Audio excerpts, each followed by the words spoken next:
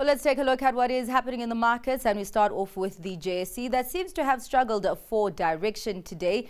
But managing to trade slightly in a green territory as it got a mostly green handover from the Asian markets, seeming that the local bourse has shrugged off the risk that the markets that has weighed on the markets today due to the escalations in the Russia-Ukraine war.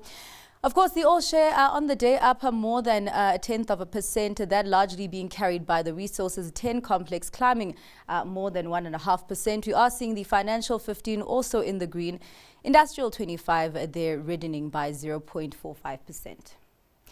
Let's take a look at what is happening in the US markets, and we are seeing a sea of red over there. All of those are declining, with most of those losses coming from the Dow declining more than 0.8%, followed by the S&P 500 there declining more than almost 0.4%, and the tech-heavy Nasdaq by almost 0.1%. Let's take a look at what is happening with the markets across the Atlantic there, and we are seeing a reddening on that front. The CAC 40 declining almost 1.5%, followed by the DAX there losing by almost a similar amount, and the FTSE 100 there shedding 0.39%.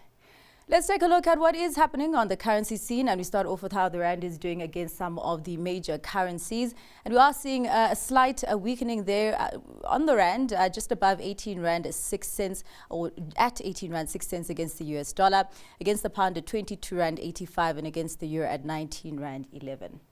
Let's take a look at how the other currency pairs are doing, starting off with the euro dollar at 1.05, the pound dollar standing at 1.26, and the yen at just below 154 against the US dollar.